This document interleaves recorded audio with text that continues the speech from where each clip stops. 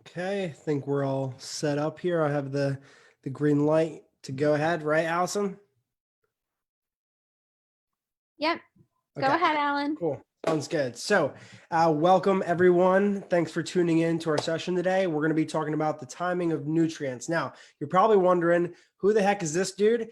My name is Alan Jaramillo. I'm originally from Malvern, PA, and I'm actually a friend of Justin's. So, Justin is sick. He has strep throat. I was actually talking to him earlier. He can barely even talk. It hurts for him to talk. And he asked me last minute just to step in for him, talk about this topic, and I'm very grateful for the opportunity. Okay. Now, just a little bit about me. I'm the founder of the Shortcut to Shreds Blueprint, where I help men and women lose 10 to 40 pounds and give you the shortcut to get there instead of taking the long way, the boring way, and without cutting carbs or anything like that. Now, we've both partnered up with Mainline Today to kick off their Fit Fest, which is Mainline Today's health and wellness revolution. Okay. Now, every single Monday and Thursday, you can actually join us here on Facebook Live and Zoom. Mondays are at 9:30 a.m., but Thursdays are actually at 10:30 a.m. Okay. Now, if you're looking for fitness advice and things like that and simple tips to start implementing to get results, this is definitely the place where you want to be. Okay. You do not want to pass up this opportunity because ultimately it's going to help you with your fitness goals and get things started. Now, if you've started your fitness goals, you know that it's all about momentum. It's all about continuously doing it, right? If you lose 10 pounds, it's easier to lose another 10 pounds, right? Getting it started is the hardest part. So being surrounded by good information, positivity, like Justin is providing each single week, is definitely something that you want to keep at the forefront of your mind so that you're able to just continuously make progress. Okay. Now, let's get into some of what we're going to be talking about today. We're going to be talking about nutrient timing. So when should you have your food? Is it important? Should you care about it? All that stuff. But first, let's get into a story. Okay. So just a little bit of background around me. I grew up a heavier person. Okay. And basically when I was about 18 years old, that's when I made my big change of starting to live a healthier lifestyle. Maybe you can relate. Maybe you're just starting your fitness journey. That's besides the point. There's never a bad time to start your fitness journey whatsoever. I'm just giving you my personal experience. Now, when I first started, I'm sure that all of us kind of have like those friends, right? Those friends that never seem to gain any weight despite anything they eat, right? So I was not fortunate enough to have that experience, right? And if you can relate to me, drop a comment down below doing the praising emoji, okay? I was not one of those kids that ate whatever they want and just could keep the weight off, all right? Like some people, right? So my point being is that when I first started my journey, there's so much to think about, right? All this information's coming at you. Should I do keto? Should I do low carbs? Should I remove things from my diet? Should I say goodbye to alcohol? Are there chemicals in my food? A bunch of things start coming into your head, right? And one thing that I teach in the Shortcut to Shreds Blueprint with all my clients is that we want to really cut through the noise. We want to decipher what is important and what is not important, what is fluff, so to speak, right? Now, today, we're going to be talking about nutrient timing, okay? And how this all ties in is that we're going to be going into basically, should you care about nutrient timing? What is the purpose of it? What does it kind of look like for you? Does it differ between different people? And what I want you to do is I want you to just keep an open ear and be willing to accept new advice, but also just realize that the thing that you may need to spark this change for you may not be more information. It may just be doing the same things over and over again and getting really, really, really good at them. Okay. So I have a couple notes here. I just want to make sure that I'm not leaving anything out and making sure that we are actually covering everything as a whole. So nutrient timing basically is when we're choosing to have our proteins and carbs and things like that. So how does it impact our body if we have nutrients in different parts of the day? Now, when we talk about its importance, we need to look at the big picture here, okay? So I'm assuming not everyone here is an NBA player or an NFL player or some major league athlete, right? Now, with that being said, there's different things of importance that you have to keep in mind, which is going to allow you to get better and better results. Now, number one, we want to focus on the biggest thing, which is calories in versus calories out. Okay. Overall, this is by far the most important thing, because at the end of the day, it doesn't matter if you're doing keto, it doesn't matter if you're removing carbs, it actually does not matter even if you're just eating healthy, right? If you are eating more than what your body's burning on a daily basis, you will gain weight. Okay. So now, with that being said, the second thing is macronutrients. So I'm sure Justin has definitely talked about protein, carbs, fats, okay? These are the three big macronutrients that go into making up your total daily calories, okay? Now, the third thing on this list of importance is nutrient timing. So as you may have already noticed, it's the third thing down. So just to clarify, the most important thing is calories in versus calories out. The second most important thing is macronutrients, so your proteins, your carbs, your fats. The third thing is nutrient timing. And the fourth things are things like food quality and supplements, okay? Now, who is nutrient timing mostly for, okay? It's for you, most likely, but it'll benefit athletes more, okay? Now, let's get into exactly why that is, okay? At the end of the day, you want to make sure that you're fueling your workouts and doing post-workout nutrition correctly, okay? The average person versus an athlete are obviously on different schedules, different priorities, and all that stuff. Your biggest priority may just be having energy to handle your kids all day, or your biggest priority, right, might be to just perform well doing a simple workout or anything like that. Now, that's where nutrient timing is going to benefit you. But where it benefits athletes is being very, very, very meticulous. So today I'm actually going to be speaking more towards the person that's not an athlete, because I'm assuming that there is more people on this call that are not athletes or crazy athletes, okay? But basically, some takeaways that I want you to automatically just go into really quick is that when you are talking about post-workout nutrition, when we are talking about fueling for our workouts and stuff like that, we're basically talking about proteins and carbs most of the time. Now, one thing that I do want to do real quick is that if you have a guilty pleasure right now that you can think off the top of your head, what is your guilty pleasure? Okay. For me, I'm very simple. I'm a pizza guy, okay? And I know most of you guys are going to hate me when I say this, but I'm like a Domino's or Seasons pizza type of guy. So I don't like any one specific shop or anything like that. And basically, that's just how I am. I'm very simple. Pizza's my thing. So if you have a guilty pleasure that involves carbs, please comment that down below, because I'm a foodie at heart. I'd love some recommendations and such, okay? Now, with that being said, let's talk about actionable takeaways that you can kind of implement, okay? Now, when we're focusing on before your workout, right? So this is where it'll benefit you, right? Before you work out, it's wise to have a carbohydrate 1 to 3 hours before your workout, okay? Now, not only is that going to help you fuel your workout, but it's going to fuel your central nervous system to perform better. Okay. Now, what does performing better do for you? It allows you to execute your workout properly, and it delivers better results over time. If you find yourself going to the gym, being sluggish, acting like you're not even doing, you're not pushing at max effort, right?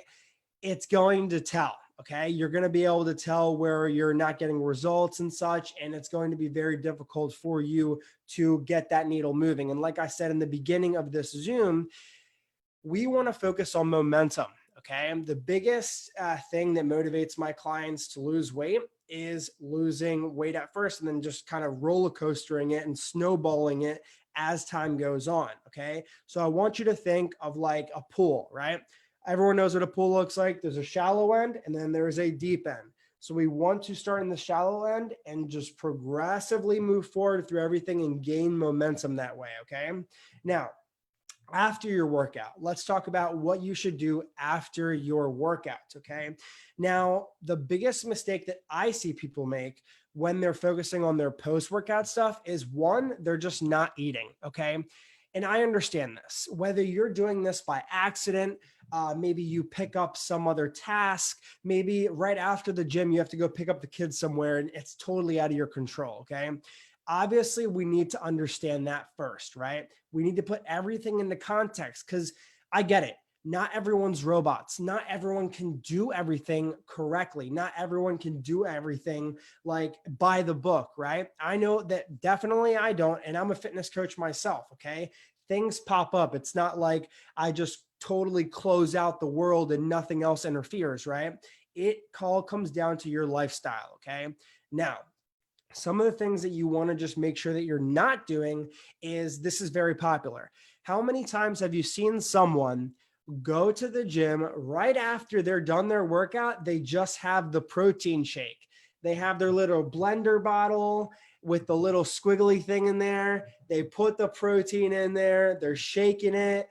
They're drinking it on the way out, or you do this at home. Mistake. Okay. Now let me explain why. That's only half of the equation. The reason for that is because we're forgetting about glycogen. Okay. Now we want to replenish our glycogen stores after our workout because that's what we're using to lift the weights. Okay. That's our energy to help lift the weights and perform in these circuit classes, body pump, whatever the case is. We're using a lot of that glycogen in order to fuel our workout.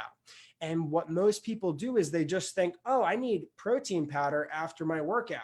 But you actually need both. You need a carb source and you need a protein source after your workout in order to activate anabolism and also start the recovery process. Okay.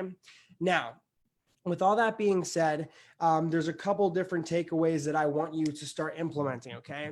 Now, in order to get the best benefit and get the most bang for your buck and just really make sure that you are gaining traction and progress, is I would try and have something with protein in it every 3 to 5 hours. Okay.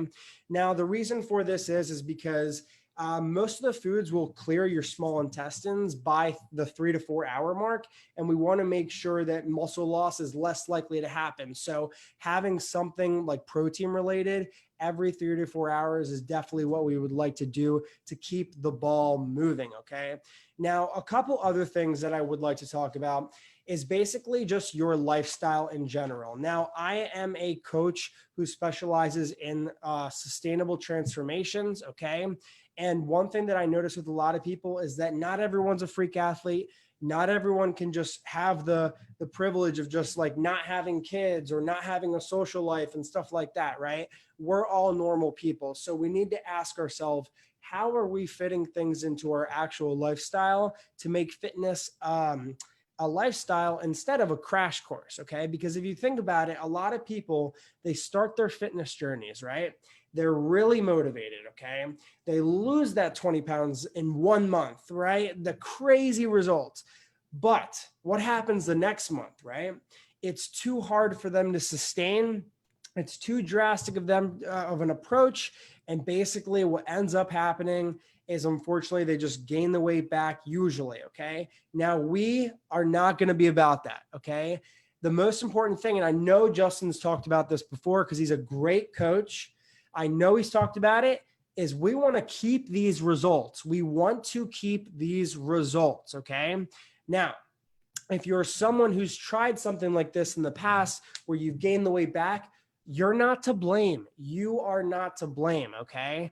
I've had plenty of clients on this same track, and definitely I can relate to you. When I first started my journey, guess what? I was right there with you.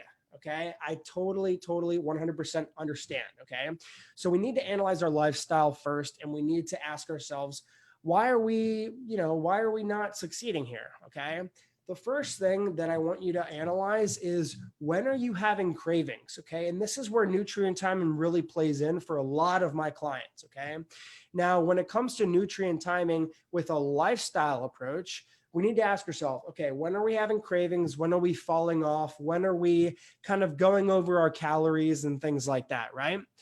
And what we need to analyze is that most of the time people are either gaining weight from the weekends or people either gaining weight from nighttime snacking, okay? Those are the two biggest times that I see people falling off of their diets when I work with them. And that's why doing something like the carbs after dark method is very, very, very useful. Now, here's pretty much how it works. When you wake up in the morning, for an average individual, you want to focus on getting a breakfast that's very easy, and it doesn't take too much of your time. Okay. Why? Because again, we're focused on sustainability. Okay. We want to make sure that we're not only getting energy, but we're getting enough protein sources to not let our bodies lose muscle. Like I was saying earlier, as a takeaway, we want to eat every 3 to 5 hours, ideally. Okay. That way, if we spend an entire workday without food, we'll get home and we'll just be like just raiding the drawers. We'll just be trying to get every single snack possible. You'll order your pizza, you'll pick up the Ben and Jerry's at the Wawa or something like that. It happens to us. Okay. That's why we want to prepare ahead of time in order to make a sustainable transformation and make this a lifestyle instead of a crash course. Okay. We don't want the crash course. All right. If you agree with me, just give me a thumbs up and give me a fire emoji. Okay. Just so that I know that you're active. Okay.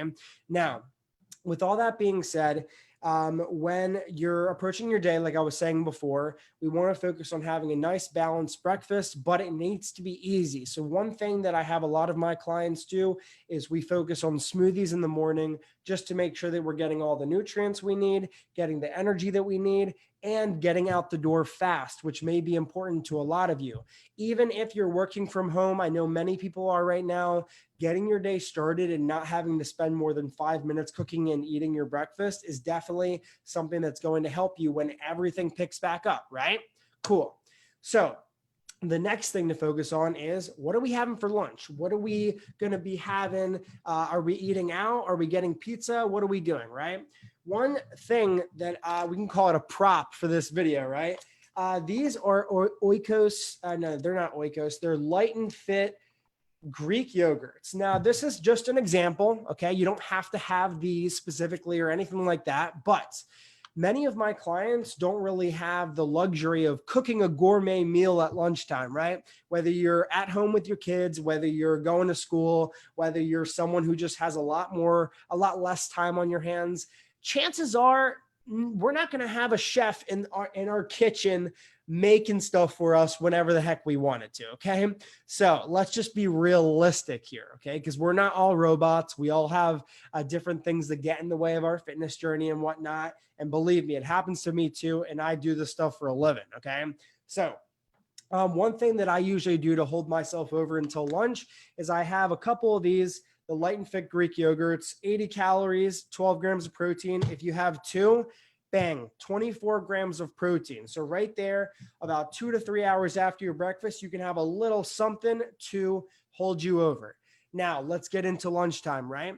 Now, with lunchtime, normally how I do my nutrient timing and with my other clients as well is that we focus a lot on protein sources and we focus a lot on veggies and having a filling, nutritious lunch. Okay. Now, why is that? Why is that? The reason for this is because usually we're going to be going to the gym either before our workday starts or after our workday starts. Okay. And we want to remember, we want to have carbs around those workouts just to make sure that we fuel them and do them efficiently, right? Because efficiency is going to allow us to get better and better and better results for ourselves. Okay. Now, with that being said, we want to keep in mind that during lunch, we don't want to have too many carbs. Okay. And the reason I say this, because based on coaching more than, 300 plus people that I've coached, we need to make sure that we're saving our carbs for the nighttime. Why is that? Right? Because remember, like I said, most people fail from snacking at night and most people fail from overdoing it on the weekends. Right? And usually on the weekends, it's in the form of you go out to dinner with your friends, maybe not now during COVID, but you're doing something that's out of your normal schedule and it's out of your control. And it usually comes in the form of carbs, right? If I'm speaking to you and you relate to this, give me the praising emoji, because I know it's happened to me and I know it happens to almost every single one of my clients before we get started. Okay. Now, just to elaborate on that a little bit more, after lunch, right before our workout, maybe have a little bit of a snack. What I personally do is I'm a big granola bar person. I am someone who likes very quick things before my workout. So I'm not actually someone who likes to have a big meal before my workout. Okay. I just like something that's going to have carbs in it. So a little bit of protein, and it's going to fuel my workout. Okay. Now, with that being said, after our workout, okay, after our workout, closer to dinner time, guess what?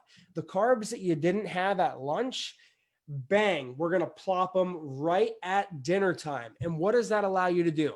It allows you to set yourself up for a situation where you're having a lot of carbohydrates at night. You're not only replenishing your glycogen stores, like we were talking about before, if you want to make sure that you're filling out your sleeves or anything like that, making sure that you're building muscle, anything like that, making sure that you have good post-workout nutrition is absolutely something that needs to be done. Okay. And it's very simple and effortless if you just look at it from this approach. Now, what else happens after dinner, right? Either you get dessert or something like that. Maybe you watch a movie or anything like that, right? And we all know that if we're not satisfied at dinner, what tends to happen after dinner is we raid the pantry. We get ice cream. We go to Wawa. I mean, if you go to Wawa and you're hungry, it's an absolute danger zone. Okay. If anyone else agrees with me, just give me like the praising emoji. Wawa may be the best place on the planet, but when you are hungry, it is literally like the biggest obstacle that like prevents you from making progress. Okay. And if anyone's ever been there, done that, trust me, I know I have, and I know my clients have too, because I have clients in the area as well.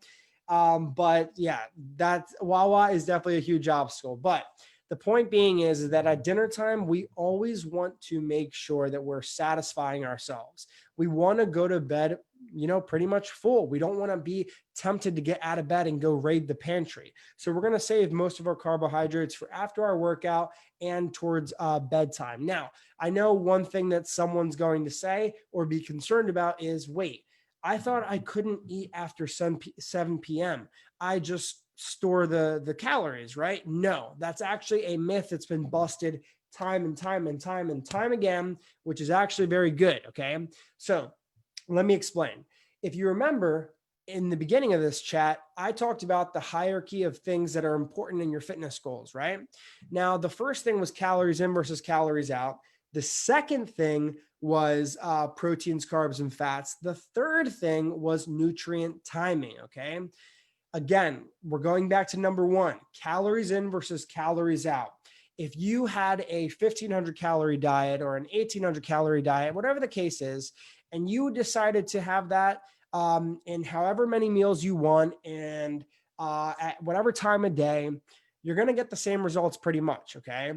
You're just because you have food later on in the day, it may mean that your scale weight may be a little bit heavier in the morning, but that by no means that you are going to gain fat just from having it at a certain time. Okay.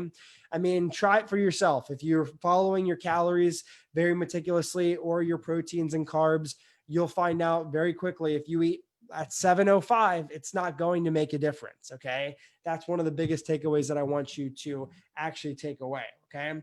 Now, I hope I gave a very good explanation of nutrient timing, but just to recap, it's basically when we're having our carbs around our workouts, different things, we're focusing on when we're having our food and how it impacts us. Now, is this going to make a big difference in your life? Yes and no. It's going to make a bigger difference for an athlete who needs very, very, very high level of performance during workouts. If you're someone who cycles, you go to body pump classes, you go to circuit classes, anything that you do like long runs and stuff, yes, you definitely want to pay attention to this 100%. But we don't want to forget what's more important, which is the calories in versus calories out, the macros, which are proteins, carbs, and fats, and then nutrient timing comes third. Okay. So don't put it on a pedestal as much as those other two, but yes, it's still important for everyone to be able to perform and continuously get results. Okay. Now, just to wrap things up here, I can't see if there is any questions here. But if there is, Allison, if you can let me know, I'd be more than happy to answer any questions or anything like that. But other than that, we can start to close things out if not. Okay.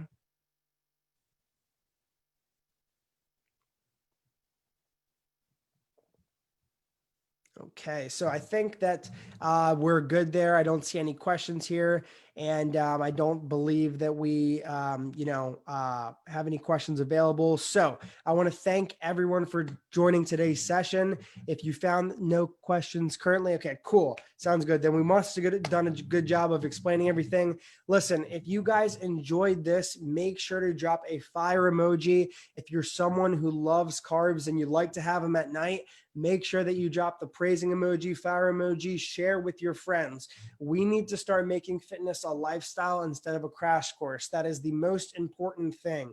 And together, by sharing the knowledge that we all have together and spreading positivity, we're able to impact people every single day. We all know that person who's lost 20 pounds and gained it back.